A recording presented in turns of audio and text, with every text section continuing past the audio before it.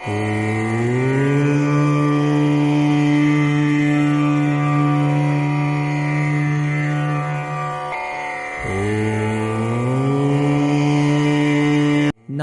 நம்மை நமக்குள் தேடும் அன்பு உள்ளங்களுக்கு அன்பு வணக்கங்கள்.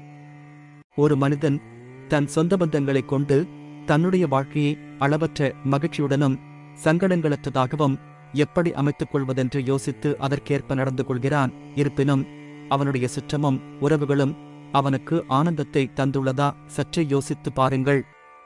ஒரு மனிதனின் வாழ்வானது சொந்த பந்தங்களுடன் பின்னிப் பிணைந்தது.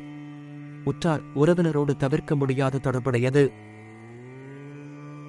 உண்மையில் மகிழ்ச்சியும் ஆனந்தமும் அந்த மனிதரின் உற்றார் உறவினருடன் தொடர்புடையதான். இதை யாராலும் மறுக்க இயலாது. இருப்பினும் ஒருவன் மகிழ்ச்சிக்கு பதிலாக துக்கத்தையும் மனஸ்தாபங்களையும் அனுபவிக்கிறான்.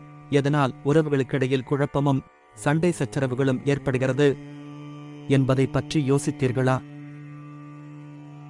ஒருவர் அவருடைய கருத்துக்களை தன் உறவினரான இன்னொருவரிடம் கூறி அதன்படிதான் செயல்பட வேண்டும் என்று எதிர்பார்க்கிறார். ஆனால் அந்த உறவினரோ அந்த கருத்தை புரிந்து கொள்ளாமல் முழு மனதோடு அதை ஏற்காமல் செயல்படும் போதுதான் சங்கடமான சூழ்நிலையும் சச்சரவுகளும் ஏற்பட துவங்குகிறது.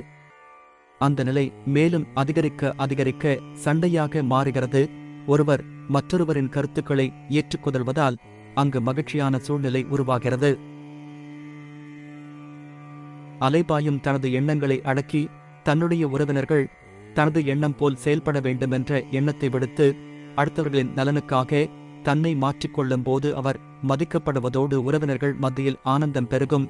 அந்த வகையில் குறைந்தபட்சம் உற்றார் உறவினர்களுக்காக தன்னை நல்வழிப்படுத்திக் கொள்வதே மேன்மையாகும். அதுவே நிஜம் என உணருங்கள்.